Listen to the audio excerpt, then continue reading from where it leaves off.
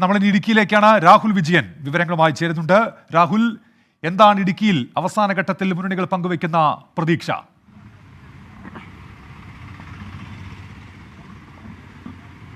ഉന്മേഷ്, എന്തായാലും LDF-ഉം UDF-ഉം NDA-യും ഓരോ വോട്ടുകളും ഇങ്ങനെ എണ്ണിപ്പെറുക്കി കണക്ക് കൂട്ടിക്കൊണ്ടിരിക്കുകയാണ്. എന്തായാലും ഒരു പ്രവചനാതീതമായ മത്സരത്തിലേക്ക് ഇടുക്കി മണ്ഡലം പോയിട്ടുണ്ട് എന്ന് പറയാതിരിക്കാൻ കഴിയില്ല. എന്തായാലും ഇവിടെ നേർക്കുനേർ മത്സരിക്കുന്നത് UDF-ഉം LDF-ഉമാണ്. അത് കാലങ്ങളായിട്ട് അങ്ങനെ തന്നെയാണ്.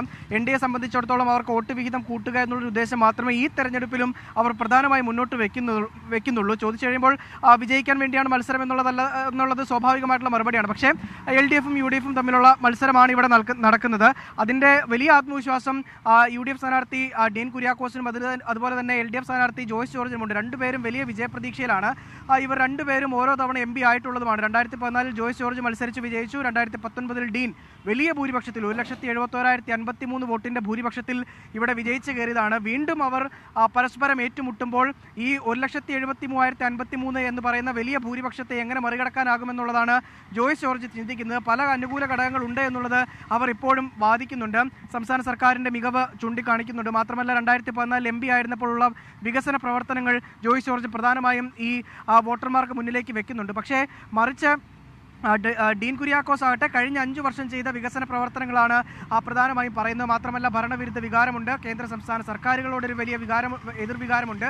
അത് തനിക്ക് അനുകൂലമായിട്ടുള്ള വോട്ടായി മാറുമെന്നുള്ള പ്രതീക്ഷ ഡീൻ കുര്യാക്കോസ് മുന്നോട്ട് വെക്കുന്നുണ്ട്. മാത്രമല്ല മനുഷ്യ വന്യജീവി സംഘർഷം അതിരൂക്ഷമായ ഘട്ടത്തിലൂടെ കടന്നുപോയൊരു സമയം കൂടിയാണ് ഇടുക്കിയിലേത്. ഇപ്പോൾ ഈ തെരഞ്ഞെടുപ്പിന് തൊട്ട് മുമ്പ് വരെ ഏകദേശം ഈ 2024 മാത്രം 5 പേർ കാട്ടാന ആക്രമണത്തിൽ കൊല്ലപ്പെടുന്ന ഒരു സാഹചര്യം പോലും ഉണ്ടായിരുന്നു.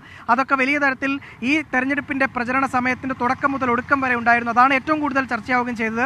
അത് വലിയ വിഷയമായി ഉയർത്തിക്കാട്ടുകയും ചെയ്തിട്ടുള്ളതാണ്. എന്തായാലും വോട്ട് ചെയ്യുന്നതിന് വേണ്ടി വോട്ടർമാർ ബൂത്തിലെത്തുമ്പോൾ കൃത്യമായിട്ടും ഈ മനുഷ്യ വന്യജീവി സംഘർഷവുമായി ബന്ധപ്പെട്ട കാര്യങ്ങൾ ഓർക്കും എന്നുള്ള കാര്യത്തിൽ യാതൊരു സംശയമില്ല. മാത്രമല്ല ഈ മണ്ഡലത്തെ സംബന്ധിച്ചിടത്തോളം ഇടുക്കിയും കടന്ന് എറണാകുളത്തെ മൂവാറ്റുപുഴയും കോതമംഗലം ഉൾപ്പെടുന്നതാണ് ഈ മണ്ഡലം. അതുകൊണ്ട് തന്നെ ഈ എടുത്തു പറയേണ്ട കാര്യം, ഈ മണ്ഡലത്തിൻ്റെ ഇടുക്കി പാർലമെൻറ്റ് മണ്ഡലത്തിൻ്റെ വിജയത്തെ സ്വാധീനിക്കുന്ന അല്ലെങ്കിൽ നിർണായകമാകുന്ന 3 നിയമസഭാ മണ്ഡലങ്ങളുണ്ട്: കോതമംഗലം, മൂവാറ്റുപുഴ, തൊടുപുഴ. ഈ മണ്ഡലങ്ങളിൽ UDF-ന് ഒരല്പം മേൽക്കൈ ഉണ്ട് എന്നുള്ളതാണ് പൊതുവെ ഉയർന്നു വരുന്നൊരു സംസാരം. എന്തായാലും ഈ 2 ദിവസം കൂടിയുണ്ട്. അവസാന മണിക്കൂറുകളാണ്.